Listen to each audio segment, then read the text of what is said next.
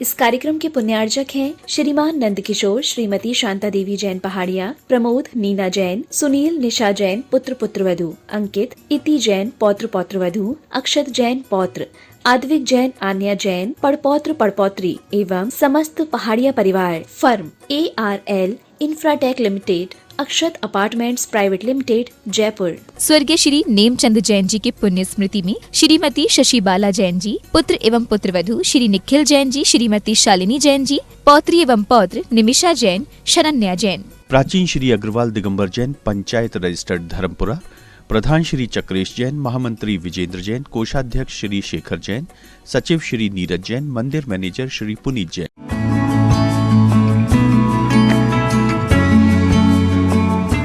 नमः श्री वर्धमानाय निर्धूत कलिलात्मने सालोकानां त्रिलोकानां यद विद्या दर्पणायते। बोले पंच परमेष्टि भगवान की जय। रत्नकरंड श्रावकाचार्य नाम के चरणान योग के इस शास्त्र में सर्वप्रथम आचार्य समंत भद्र स्वामी ने धर्म की देशना करने का प्रण करते हुए, प्रतिज्ञा लेते हुए सर्वप्रथम धर्म के स्वरूप में बताया कि सदृष्टि ज्ञान वृत्तानि धर्मम धर्मेश्वरा विदु। धर्म के अधिपतियों ने, तीर्थंकर भगवंतों ने सम्यक दर्शन, सम्यक ज्ञान और सम्यक चारित्र को धर्म कहा है। तो इसमें तीन बातों का विवेचन इस शास्त्र में किया गया। सम्यक दर्शन, सम्यक ज्ञान ये भूमिका के रूप में, और प्रमुख रूप से सम्यक चारित्र का, और वह भी श्रावकों के लिए जो एक देश चारित्र है उस चारित्र का इसमें विवेचन किया गया। अब प्रश्न आया कि जिसको धर्म कहा वो सम्यक दर्शन, सम्यक ज्ञान और सम्यक चारित्र रूप है। तो सम्यक दर्शन का स्वरूप क्या है?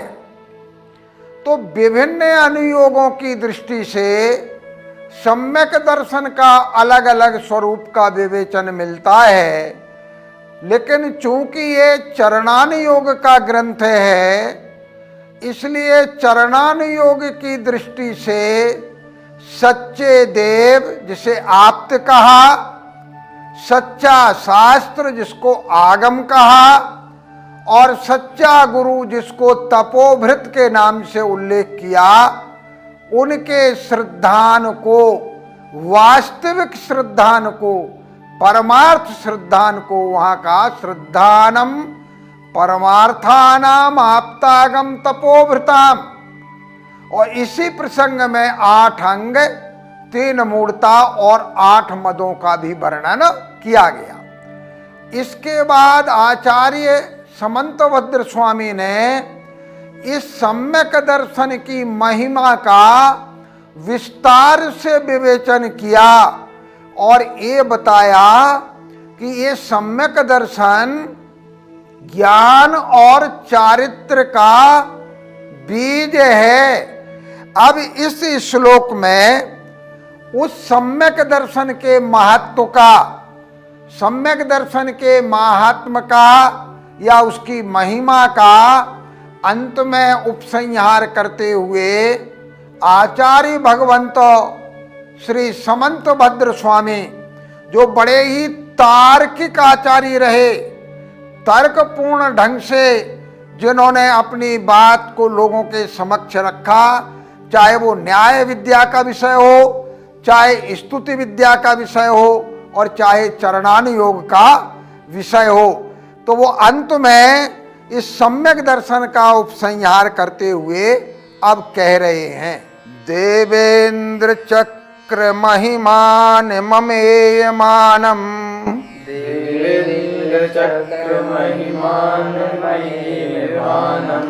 राजेन्द्र चक्रमवनीन्द्र शिरोर्चनीयम्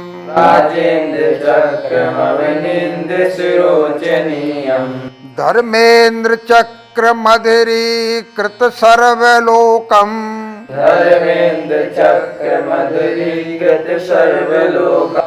लब्ध्वा शिवं च जिन भक्तिरूपैति भव्यः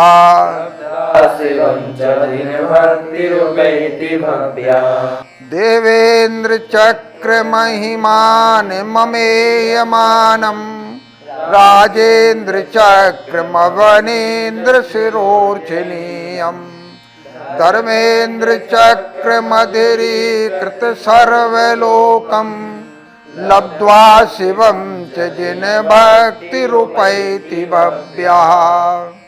इस श्लोक में सम्यक दर्शन की महिमा का सार प्रस्तुत करते हुए आचार्य समंत भद्र स्वामी का कहना है कि जिन भक्ति भव्यः, चौथे पाद की तरफ देखें, जिनेन्द्र भगवान की भक्ति करने वाला भव्य प्राणी। इससे एक बात स्पष्ट समझ लो कि सम्यक दर्शन की प्राप्ति भव्य जीवों को ही होती है, अभव्य जीवों को सम्यक दर्शन की प्राप्ति नहीं होती है। तो जिन भक्ति, अब जिन भक्त क्यों नहीं कहा, जिने भक्ति यस्व सह जिन भक्ति, तो जिन भक्त शब्द भी बनेगा और जिन भक्ति शब्द भी बनेगा, दोनों का अर्थ एक ही है। तो जिन भक्ति भव्या, जिनेन्द्र भगवान की भक्ति करने वाला भव्य, अर्थात जिसमें मोक्ष प्राप्त करने की योग्यता है, ऐसा प्राणी ऊपर कही गई चीजों को लब्ध्वा माने पाकर, वो तीन जो पाद हैं उन वस्तुओं को प्राप्त करके शिवम उपैति, शिवम माने मोक्षम, उपैति माने प्राप्नोति, वो मोक्ष को प्राप्त कर लेता है। तो जो चौथा पाद है, इस श्लोक का चौथा ही हिस्सा लास्ट वाला, उसको पहले देखें, बाकी सब लब्ध्वा के पहले आ जाएंगे। तो जिन भक्ति भव्यः शिवम उपैति, जिनेन्द्र भगवान की भक्ति रखने वाला भव्य प्राणी क्रमशः मोक्ष को प्राप्त कर लेता है। किन किन को लब्ध्वा माने प्राप्त करके, तो वो कह रहे हैं देवेंद्र चक्र महिमानम अमेयमानम। अमेय मन अपरिमित, मान मन सम्मान वाले, जिनका असीमित सम्मान है, ऐसे देवेंद्र चक्र, देवताओं के इंद्रों का जो समूह है, उनकी महिमा को पाकर एक बात कही, क्यों? एक भवावतारी है वो देवेंद्र, सौधर्म इंद्र, एक भव से मोक्ष को प्राप्त कर लेता है। इसलिए देवेंद्र चक्र महिमानम अमेयमानम, अमेयमानम असीमित सम्मान वाले, असीमित प्रभाव वाले देवेंद्र चक्र माने देवताओं के, इंद्रों के चक्र माने समूह की महिमा को पाकर। एक दूसरा कहा राजेंद्र चक्रमवनीन्द्र शिरोर्चनीयम। राजेंद्र चक्र, राजाओं में भी जो स्वतंत्र राजा, राजा तो सामंत भी होते हैं जो एक निश्चित कर दे करके राजाओं के अधीन रहते हैं, उनकी बात नहीं कर रहे। राजेंद्र, राजाओं में भी जो स्वामी हैं, ऐसे उन राजाओं के चक्र को प्राप्त करके, माने उनके चक्रवर्ती पद को पाकर, कैसे? अवनीन्द्र शिरोर्चनीयम, अवनी माने पृथ्वी, उसका इंद्र माने राजा, माने पृथ्वी पतियों के राजाओं के सिरों से अर्चनीय, पूजनीय, नमस्करणीय ऐसे चक्रवर्ती पद को पाकर, ये लब्ध्वा का तीनों जगह हमें प्रयोग करना है। और धर्मेंद्र चक्र मधिरीकृत सर्वलोकम, धर्मेंद्र चक्र, धर्म के अधिपतियों के स्वामी माने तीर्थंकर भगवंत, उनके चक्र को पाकर कैसे? अधीरीकृत सर्वलोकम, संपूर्ण लोकों को अधीरीकृत माने निम्न बनाकर, माने लोक से अब उन्हें कोई मतलब नहीं रहा, तो सब लोकों से ऊपर उठकर तीर्थंकर पदों को भी लब्ध्वा माने प्राप्त करके। तो इन तीन पादों में, तीन चरणों में तीन बातें कही। पहली बात क्या कही? कि वो अपरिमित सम्मान वाले देवेंद्र के पद को प्राप्त करके फिर राजेंद्र या अवनींद्रों के सिर से पूजनीय राजेंद्र चक्र माने राजाओं के चक्रवर्ती पद को पाकर देवेंद्र बना, चक्रवर्ती बना। धर्मेंद्र चक्रम अधीरीकृत सर्वलोकम, अधीरीकृत सर्वलोकम, सभी लोकों को अधर बनाकर माने सभी लोकों से ऊपर उठकर तीर्थंकर पद को प्राप्त करके वो शिवम उपैति, मोक्ष को प्राप्त कर लेते हैं। अब देखो, आपके मन में जिज्ञासा हो सकती है कि ऐसा क्या कोई हुआ है जिसने देवेंद्र पद को भी पाया हो, चक्रवर्ती पद को भी पाया हो और साथ में तीर्थंकर पद को भी पाया हो? तो हम तीन तीर्थंकरों की मूर्तियां एक साथ देखते हैं, शांतिनाथ, कुंथुनाथ और अरनाथ। ये तीनों स्वर्ग में से देवेंद्र पद पा करके पृथ्वी पर अवतरित हुए और यहां चक्रवर्ती के रूप में षटखंड पर विजय प्राप्त की और बाद में चारित्र की परिपूर्णता करके तीर्थंकर बने और तीर्थंकर पद के बाद जो 4 अघातिया कर्म बचे हुए थे उनका भी विनाश करके वो मोक्ष पद को प्राप्त हो गए। तो ये सम्यक दर्शन की ही महिमा है कि उन्होंने पहले सम्यक दर्शन को प्राप्त किया था और उस सम्यक दर्शन की प्राप्ति के फलस्वरूप उन्होंने स्वर्ग में देवेंद्र पद को प्राप्त किया। उससे चय कर वो पृथ्वी पर आए और चक्रवर्ती पद को प्राप्त किया।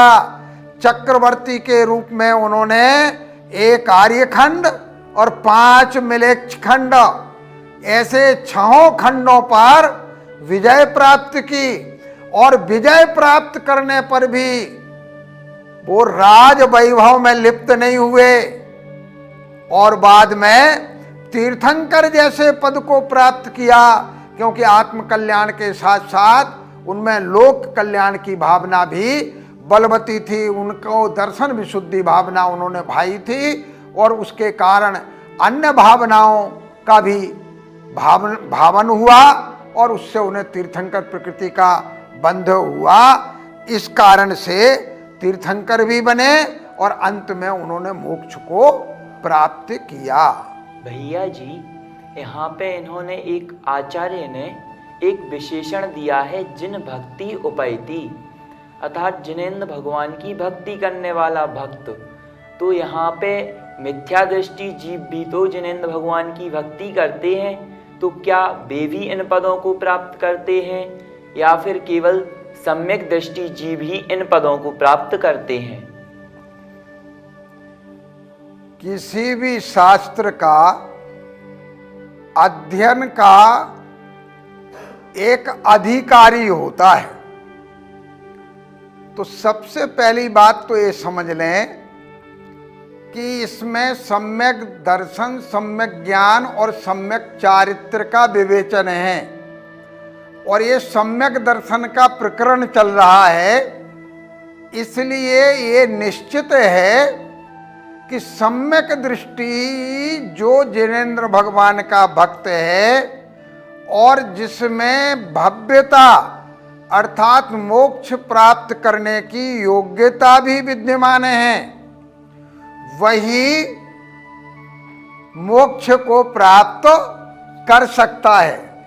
मिथ्या दृष्टि भी जिनेंद्र भगवान के भक्त देखे जाते हैं और देखने में उनका ज्ञान भी हमें सम्यक जैसा ही प्रतीत होता है, उनका चारित्र भी ऐसा लगता है कि एक भी अतिचार उनके चारित्र में लगा नहीं है। इसके बावजूद चूंकि वो मिथ्या दृष्टि यदि अभव्य है तो उसमें मोक्ष की योग्यता नहीं, कभी भी वो सम्यक दर्शन को प्राप्त नहीं कर सकता। लेकिन भव्यों में भी जो मिथ्या दृष्टि है वो अगर गतानुगतिक रूप से जिनेंद्र भगवान की भक्ति कर रहे हैं, गतानुगतिक रूप से कुलाचार के रूप में उनके परिवार में जिनेंद्र भगवान की भक्ति होती आई, वो भी कर रहे हैं, लेकिन अगर उन्हें सम्यक्त्व की उपलब्धि नहीं हुई है तो सम्यक्त्व का जो फल है वो ज्ञान और चारित्र रूप वो भी उन्हें प्राप्त नहीं हुआ है। और जब चारित्र है ही नहीं उनका सम्यक, तो सम्यक चारित्र की परिपूर्णता से होने वाली जो मोक्ष की उपलब्धि है वो उन्हें हो नहीं सकती। इसका अभिप्राय स्पष्ट हो गया कि सम्यक दृष्टि को ही होगी। द्वादशांग जिनवाणी माता की जय।